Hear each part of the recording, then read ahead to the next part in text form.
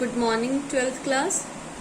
बेटा आज हम लोग अपनी जो फर्स्ट बुक है फिजिक्स की उसकी 3rd यूनिट स्टार्ट कर रहे हैं।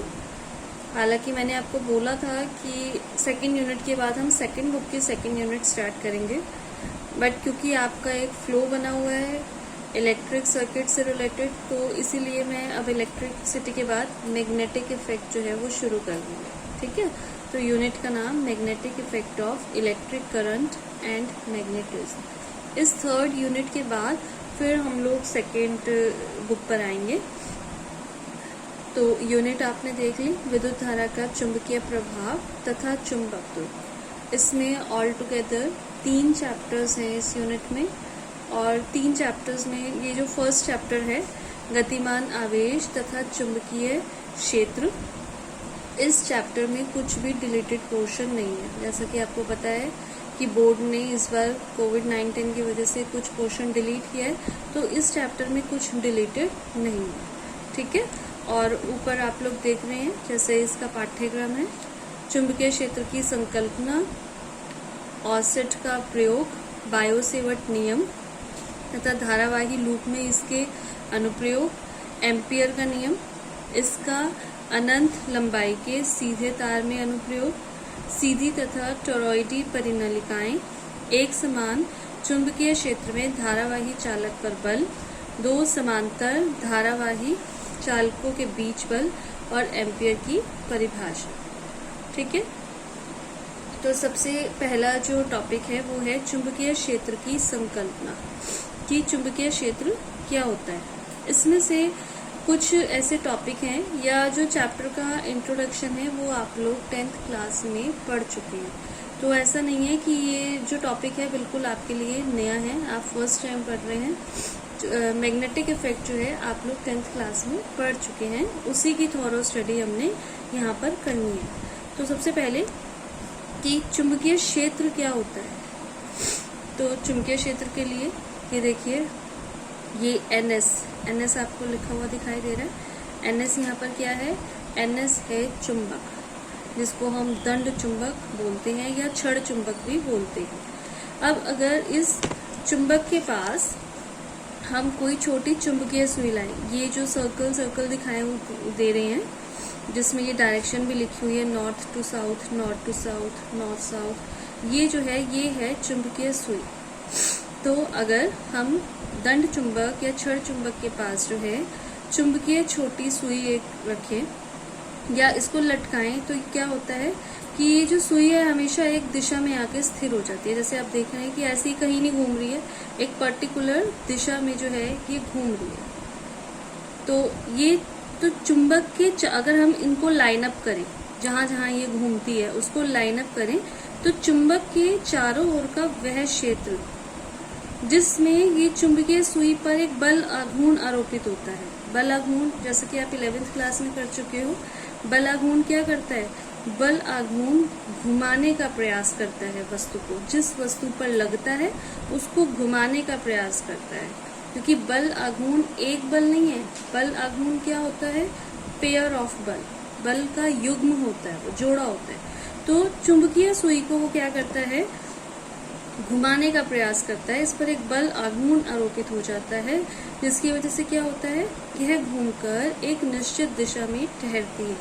तो चुंबक के चारों ओर का वह क्षेत्र जिसमें चुंबकीय सुई पर एक बल आघूर्ण आरोपित होता है, जिसकी वजह से क्या होता है, ये जो चुंबकीय सुई है एक निश्चित दिशा में आकर ठहर जाती है। तो चुंबक के चारों ओर का क्षेत्र क्या कहलाता है, वो क्षेत्र कहलाता है चुंबकीय क्षेत्र। ठीक है, इसीलिए जो जब हम किसी छड़ को लटकाते, किसी चुंबकीय सुई को लटकाते हैं, तो वो क्या होता है, वो सुई हमेशा एक निश्चित दिशा में आकर ठहर जाती है। इसी तरीके से जो हमारी पृथ्वी है, जो अर्थ है, वो भी एक चुंबक है, उसका भी एक चुंबकीय क्षेत्र है। इसीलिए जब हम किसी भी स्थान पर चुंबकीय सुई को लटका देते हैं तो वो क्या होता है, हमेशा नॉर्थ साउथ दिशा में आकर ठहर जाती है। ऐसा क्यों होता है, क्योंकि पृथ्वी का भी अपना एक चुंबकीय क्षेत्र है। तो जो सुई का जो नॉर्थ साउथ होता है, जो उत्तरी पोल होता है, जो नॉर्थ पोल होता है, वो उत्तर की ओर ठहर जाता है पृथ्वी के, और जो साउथ पोल होता है वो पृथ्वी के दक्षिण की ओर ठहर जाता है। ठीक है, तो ये है चुंबकीय क्षेत्र की संकल्पना की चुंबकीय क्षेत्र होता क्या है। और एक और बात, जो चुंबकीय क्षेत्र होता है वो कॉर्नर्स में ज्यादा होता है और सेंटर में कम होता है। अब नेक्स्ट है इसमें टॉपिक ऑर्सेट का प्रयोग। ये आप डायग्राम देखिए, यहाँ से आपको क्लियर होगा। तो अब हमें ये तो पता है कि चुंबक के चारों ओर चुंबकीय क्षेत्र स्थापित होता है। इसी तरीके से जो तार होती है, चालक होती है, उसके चारों ओर वैद्युत क्षेत्र होता है। अब हमें ये तो पता है कि जो तार है उसके चारों ओर वैद्युत क्षेत्र स्थापित होता है, पर ये जो ऑर्सेट वैज्ञानिक थे, इन्होंने जो अपने प्रयोग किए, उन्होंने ये बताया कि तार के चारों ओर वैद्युत क्षेत्र तो होता है जब वैद्युत धारा बहती है, पर साथ साथ तार के चारों ओर भी चुंबकीय क्षेत्र स्थापित होता है। और इसके लिए उन्होंने ये एक्सपेरिमेंट किए। तो फर्स्ट डायग्राम हम देखते हैं। फर्स्ट डायग्राम में देख रहे हैं कि ए बी जो है ये चालक तार है, ठीक है, और इसका कनेक्शन किससे कर दिया गया? बैटरी से। बैटरी यहाँ पर लिखा है, पर क्योंकि अब आप पिछला चैप्टर पढ़ चुके हैं तो आपको पता है ये बैटरी नहीं है, ये क्या है? ये सेल है, क्योंकि एक ही है। ठीक है, तो चालक तार का कनेक्शन सेल से, और यहाँ पर इसका कनेक्शन किया गया है कुंजी से। कुंजी ये पिछले वाले चैप्टर्स की कुंजी से अलग है। वहाँ पर कई बार ऐसे भी कुंजी की हुई है कि ब्रैकेट्स के बीच में डॉट्स, ये दाब कुंजी है। इसको बंद करने के लिए क्या किया जाता है? कुंजी को नीचे कर दिया जाता है, इससे टच कर दिया जाता है। तो एट प्रेजेंट इसमें धारा नहीं बह रही है। क्यों नहीं बह रही है? क्योंकि यहाँ पे सर्किट तो खुला हुआ है। तो चालक तार का कनेक्शन सेल, सेल से कुंजी, और यहाँ पर एक रखी हुई है चुंबकीय सुई। चुंबकीय सुई कैसे रखी हुई है? ये जो चालक तार है इसके समांतर रख दी गई है। अब क्योंकि फर्स्ट वाले केस में जब कुंजी को हमने बंद नहीं किया, स्विच ऑन नहीं किया, तो ये सर्किट पूरा नहीं हुआ। सर्किट पूरा नहीं होने से इस चुंबकीय सुई में कोई विक्षेपण नहीं हुआ, ये अपनी जगह से नहीं हिली। सेकंड केस में क्या हुआ? हमने ये कुंजी बंद कर दी, मतलब स्विच ऑन कर दिया, ये सर्किट पूरा हो गया। तो अब क्या होगा? इसमें धारा बहने लगी। धारा किधर बहती है? नेगेटिव से पॉजिटिव की ओर। ये धारा यहाँ से इस तरीके से बहने लगी। ठीक है, तो इन्होंने जो अपना प्रयोग किया था ऑर्सेट ने, उन्होंने क्या कहा था कि जब विद्युत धारा बहती है तो विद्युत क्षेत्र के साथ साथ चालक के चारों ओर क्या उत्पन्न हो जाता है? एक चुंबकीय क्षेत्र भी उत्पन्न हो जाता है। और वो कैसे पता चला? जैसे ये धारा बहने लगी वैसे ही जो सुई थी वो सुई भी क्या हुई? वो सुई भी विक्षेपित हो गई, क्योंकि यहाँ पर चुंबकीय क्षेत्र भी उत्पन्न हो गया। अब नेक्स्ट केस में इन्होंने क्या किया? जो सेल था, सेल की डायरेक्शन चेंज कर दी। पहले इधर प्लस और इधर माइनस था, अब क्या किया? इधर माइनस और इधर प्लस कर दिया, तो सेल की डायरेक्शन चेंज कर दी। अब पहले जो धारा ए से बी की तरफ बह रही थी, अब धारा की दिशा क्या होगी? बी से ए की तरफ। तो जब धारा की दिशा बदल गई, वैद्युत क्षेत्र की दिशा बदल जाएगी, साथ ही साथ उससे क्या होगा? चुंबकीय क्षेत्र की दिशा भी बदल जाएगी। तो इस प्रयोग से हमें ये पता चला कि जब चालक के चारों ओर धारा बहती है तो वैद्युत क्षेत्र तो स्थापित होता ही है, साथ ही साथ चुंबकीय क्षेत्र भी स्थापित हो जाता है। और ये जो चुंबकीय क्षेत्र है ये हम कैसे बढ़ा सकते हैं? एक तो ये जो तार है इसमें अगर हम धारा का मान बढ़ा दें, ठीक है, और दूसरा हम क्या कर सकते हैं कि ये जो चुंबकीय सुई है इसको अगर हम इसके पास ले आए, तार के पास ले आएंगे, चुंबकीय क्षेत्र बढ़ जाएगा। तार से दूर ले जाएंगे, चुंबकीय क्षेत्र घट जाएगा। तो इसका मतलब कि जो विद्युत धारा है, या फिर हम ये कह सकते हैं कि जो गतिमान आवेश हैं वो अपने चारों ओर वैद्युत क्षेत्र के साथ साथ गतिमान चुंबकीय क्षेत्र भी उत्पन्न करते हैं। ये ऑर्सेट का प्रयोग। नेक्स्ट टॉपिक है जो इम्पोर्टेंट भी है, धारावाही चालक के कारण उत्पन्न चुंबकीय क्षेत्र, जिसको बायो-सेवर्ट नियम कहते हैं। ये आप 10th क्लास में पढ़ चुके हैं, बायो-सेवर्ट नियम। एक बार मैं आपको यहाँ बताती हूँ, फिर उसके बाद इसके अनुप्रयोग। तो अब ये इसका जो डायग्राम है वो देखिए आप, ये इसका डायग्राम है। आपको ये तो पता चल गया कि जब किसी तार में धारा प्रवाहित की जाती है तो उसमें विद्युत क्षेत्र के साथ साथ चुंबकीय क्षेत्र भी उत्पन्न हो जाता है। ये तो ऑर्सेट ने प्रयोग किए। अब जो वैज्ञानिक थे, फ्रांस के वैज्ञानिक बायो तथा सेवर्ट, उन्होंने भी और प्रयोग करे चुंबकीय क्षेत्र के अध्ययन के लिए कि कौन कौन, मतलब चुंबकीय क्षेत्र जो उत्पन्न होता है वो किस किस पर निर्भर करता है। तो इसके लिए क्या किया उन्होंने, एक ये चालक तार ले ली XY, जिसमें I धारा बह रही है, ठीक है, और इसमें इससे दूर एक बिंदु लिया, P बिंदु। यहाँ पर हमें चुंबकीय क्षेत्र निकालना है। अब ये देखेंगे कि ये जो चुंबकीय क्षेत्र है P, वो किस किस पर निर्भर करता है। ये जो चालक तार है, इसका हमने एक छोटा सा एलिमेंट ले लिया, छोटा सा टुकड़ा। इस चालक तार की लंबाई L है, तो इसलिए ये जो छोटे से टुकड़ा है, इसकी लंबाई हमने ले ली DL। यहाँ से DL से इस बिंदु P को मिला दिया। अब इस बिंदु P पर हमें चुंबकीय क्षेत्र निकालना है कि वो किस किस पर डिपेंड करता है। चुंबकीय क्षेत्र डिपेंड करता है एक तो धारा के मान पर, जैसा कि मैंने आपको पहले भी बताया कि अगर धारा बढ़ा देंगे तो चुंबकीय जो क्षेत्र है वो बढ़ जाएगा, क्योंकि विक्षेप बढ़ जाता है। तो चुंबकीय क्षेत्र अनुक्रमानुपाती धारा, ठीक है। दूसरा, चुंबकीय क्षेत्र अनुक्रमानुपाती होता है चालक तार की लंबाई के, क्योंकि हम यहाँ छोटे से एलिमेंट की बात कर रहे हैं। इट मीन्स dB अनुक्रमानुपाती DL, छोटे से एलिमेंट की लंबाई जो हमने क्या लिया, DL।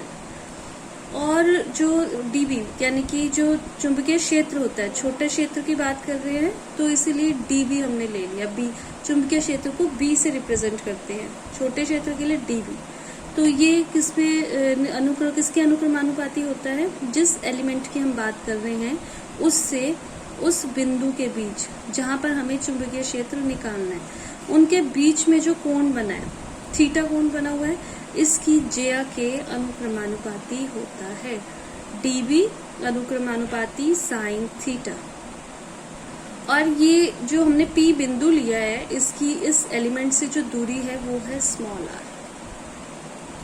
अब ये dB जो चुंबकीय क्षेत्र है धारा के अनुक्रमानुपाती होता है, ये स्मॉल एलिमेंट की लंबाई के अनुक्रमानुपाती होता है, इनके बीच में जो एंगल बना है उसकी ज्या के अनुक्रमानुपाती होता है, और इस बिंदु और एलिमेंट के बीच में जो दूरी है r, इस दूरी के वर्ग के व्युत्क्रमानुपाती होता है।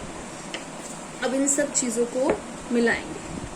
ये देखिए, dB अनुक्रमानुपाती I, dB अनुक्रमानुपाती DL, dB अनुक्रमानुपाती साइन थीटा, dB अनुक्रमानुपाती 1/r²। सबको कंबाइंड कर देंगे तो क्या आ गया, dB अनुक्रमानुपाती I dl sine theta upon r²। और इस नियम को कहा जाता है, ये जो नियम है ये है बायो सेवर्ट नियम, क्योंकि इसका जो अध्ययन किया था वो किसने किया था, बायो और सेवर्ट नाम के ये दो वैज्ञानिक थे, तो इन्होंने अध्ययन किया था, इसलिए इसको बायो सेवर्ट नियम कहा जाता है। अब जब हम अनुक्रमानुपाती हटाते हैं, इक्वल का साइन लगाने के लिए कांस्टेंट लगाना होता है। यहाँ पर जो कांस्टेंट लगेगा वो लगेगा μ0/4π, अगर चालक को निर्वात या वायु में रखा हो। तो ये जो μ0 होता है, ये होता है निर्वात की चुंबकशीलता। आपने एप्सिलॉन 0 पढ़ा है विद्युत क्षेत्र के लिए, वो क्या होता है, विद्युतशीलता। अब क्योंकि आप चुंबकीय क्षेत्र के बारे में पढ़ रहे हो, इसलिए यहाँ नया कांस्टेंट है, दैट इज μ0, और ये क्या है, चुंबकशीलता। तो dB is equal to μ0/4π I dl sine theta upon r²। अब हमने क्या किया, अगर इसको हम वेक्टर रूप में लिखना चाहते हैं, ऊपर r से मल्टीप्लाई कर दें और r से ही डिवाइड कर दें, तो क्या आ जाएगा, I dl r sign theta upon r²। अब ऊपर dl और r साइन थीटा, आप लोगों को सदिशों का वेक्टर गुणन याद होगा, तो ये dl r साइन थीटा को हम और क्या लिख सकते हैं, हम इसको लिख सकते हैं dl क्रॉस r। ठीक है, तो ये वेक्टर रूप बन गया। तो dB is equal to mu 0 upon 4 pi I dl cross r और साथ में r क्यूब। अब अगर ये जो I का मान जो है हमारे पास वो एम्पियर में हो, L का मान लंबाई है क्योंकि, और R का मान, दोनों का मान मीटर में हो, तो म्यू 0 का जो मान होता है वो होता है 4 पाई इंटू 10⁻⁻7 न्यूटन पर एम्पियर स्क्वायर या फिर वेबर पर एम्पियर मीटर। ये जो वेबर होता है ये चुंबकीय क्षेत्र की तीव्रता का मात्रक होता है, वेबर। ठीक है, तो म्यू 0 अपॉन 4 पाई का मान क्या होता है 10⁻⁻7। वहां पर जो एप्सिलॉन 0 अपने 1 अपॉन 4 पाई एप्सिलॉन 0 का मान जो है वो क्या रखते हैं 9 इंटू 10⁻9, और यहाँ पर म्यू 0 अपॉन 4 पाई का मान क्या होता है 10⁻⁻7। तो इसके साथ ही बायो सेवर्ट के नियम के साथ कई बार क्वेश्चन ये भी आ जाता है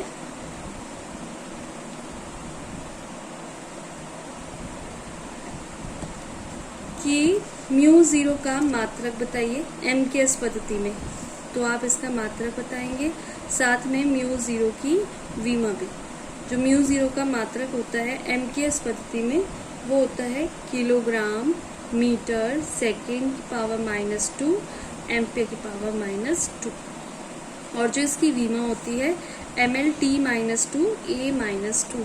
तो आपको इतनी बड़ी बड़ी विमाएं याद करने की जरूरत नहीं है, सिंपली आप क्या करें कि फॉर्मूला याद रखिए। ये फॉर्मूला आप 10th क्लास में भी पढ़ चुके हैं, बिल्कुल सिंपल है। dB is equal to mu 0 upon 4 pi I dl sine theta upon r square, और इस फॉर्मूले से आप B का मान, आपको B का मात्रक पता है वेबर, यहाँ से आप म्यू 0 का मात्रक निकालिए और फिर इसके बाद इसकी विमा निकालिए। ठीक है, इसके साथ ही एक टॉपिक और है, निर्वात की चुंबकशीलता मतलब म्यू 0 और विद्युतशीलता मतलब एप्सिलॉन 0 में संबंध। तो इस संबंध के लिए ये देखिए, जो म्यू 0 अपॉन 4 पाई होता है इसका मान क्या होता है 10⁻⁻7 न्यूटन पर एम्पियर स्क्वायर। यहाँ से मैंने 4 पाई का मान निकाल लिया, which is equal to mu 0 upon 10⁻⁻7, और 1 अपॉन 4 पाई एप्सिलॉन 0 इसका मान क्या होता है 9 इंटू 10⁻9 न्यूटन मीटर स्क्वायर पर कूलम स्क्वायर। यहाँ से भी क्या किया 4 पाई का मान निकाल लिया। 4 पाई का मान क्या आया 1 अपॉन एप्सिलॉन 0 9 इंटू 10⁻9। ये भी 4 पाई का मान, ये भी 4 पाई का मान, तो इन दोनों मानों को इक्वल रख सकते हैं। तो जब हम इन दोनों मानों को इक्वल रखेंगे, ये एप्सिलॉन 0 डिवाइड में है, इसके साथ मल्टीप्लाई में आ जाएगा, और ये 10⁻⁻7 जो यहाँ डिवाइड में है ये दूसरी साइड जाकर ऊपर चला जाएगा। अब हमारे पास आएगा क्या म्यू 0 एप्सिलॉन 0, ये 10⁻⁻7 ऊपर और नीचे 9 इंटू 10⁻9। ये -7 है, इसको नीचे ले आएंगे तो ये +7 हो जाएगा, 10⁻16 बन जाएगा, 9 इंटू 10⁻16, और ये 9 इंटू 10⁻16 जो है ये किसका स्क्वायर होगा 9 होता है 3 का, और 16 10⁻16 किसका हो जाएगा 10⁻8 का, 3 into 10⁻8 which is equal to C, निर्वात में प्रकाश की चाल।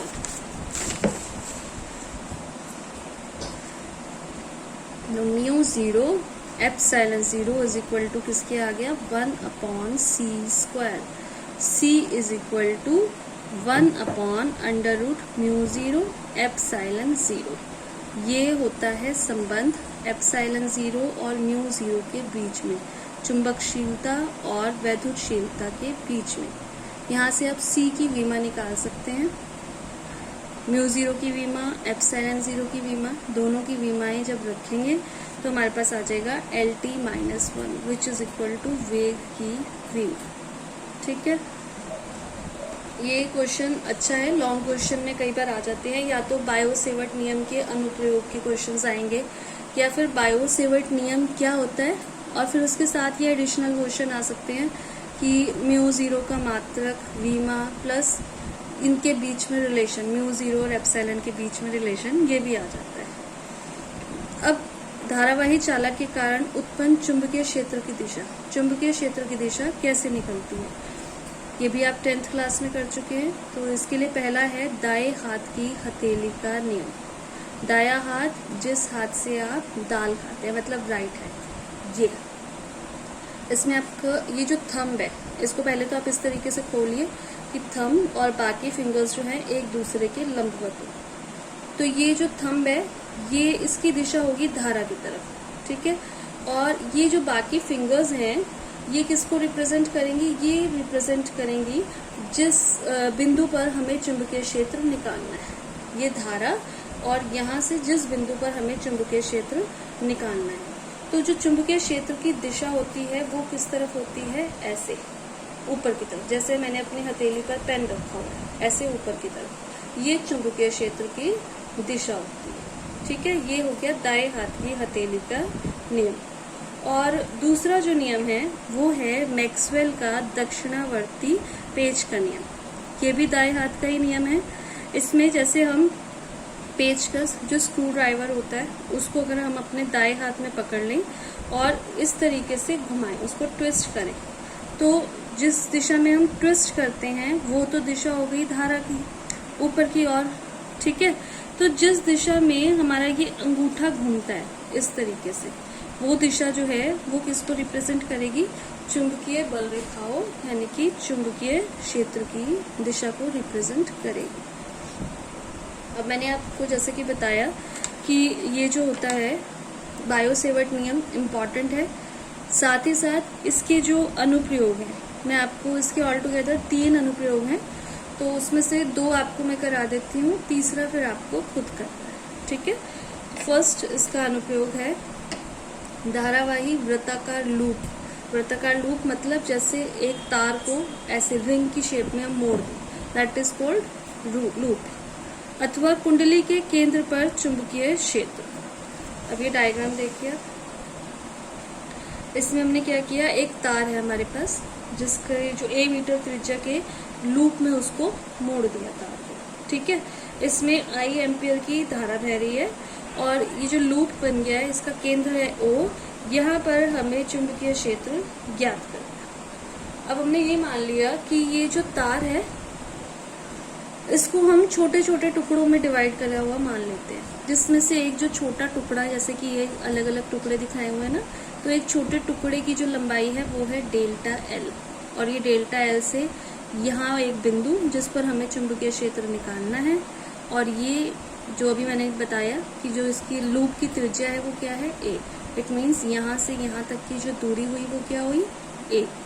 तो बायो-सेवर्ट का नियम हम लगा देते हैं। बायो-सेवर्ट का नियम क्या कहता है, delta B is equal to mu 0 upon 4 pi I dl sine theta upon R square होता है, क्योंकि वहाँ पर दूरी हमने R ली थी।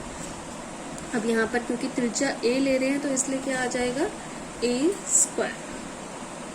अब अगर हम कोई भी अवयव ले लें, उसकी जो केंद्र से हम मिलाएंगे उसे, तो जो उनके बीच में जो कोण बनेगा वो क्या होगा, 90 डिग्री, क्योंकि परिधि और त्रिज्या एक दूसरे की क्या होती हैं, लंबवत होती हैं। तो थीटा की जगह क्या आ जाएगा, साइन 90, और साइन 90 का मान 1। तो mu 0 upon 4 pi I delta L upon A square, ये डेल्टा P एक छोटे से अवयव के लिए। अब अगर हमें पूरे इस लूप के लिए निकालना हो चुंबकीय क्षेत्र, तो हम क्या करेंगे, B सिग्मा हो जाएगा, कंबाइंड कर देंगे उसे, mu 0 upon 4 pi I delta L upon A square. Mu 0 4 pi I A square, ये सब बाहर आ जाएगा, अंदर सिर्फ क्या रह जाएगा, डेल्टा L, और डेल्टा L का सिग्मा। ये पूरी परिधि हम, सिग्मा डेल्टा L का मतलब क्या है, हमें पूरी परिधि निकालना है, इस लूप की लंबाई निकालनी है। तो लूप की लंबाई यानी वृत्त की परिधि which is equal to 2 pi R, पर क्योंकि त्रिज्या A है इट मीन्स 2 पाई A से A कैंसिल आउट, तो क्या आ जाएगा, B is equal to mu 0 I upon 2A newton पर एम्पियर मीटर। और इसी तरीके से अगर तार एक लूप ना हो तार में, इस तरीके से बहुत सारे हमने लूप बनाए हो, काफी n बना लिए हो लूप, तो साथ में क्या होगा, B is equal to mu zero n की यहाँ मल्टीप्लाई हो जाएगी Ni/2a। अब अपनी नेक्स्ट वीडियो में मैं आपको ये टॉपिक कराऊंगी परिमित लंबाई के ऋजुरेखीय धारावाही चालक के कारण चुंबकीय क्षेत्र।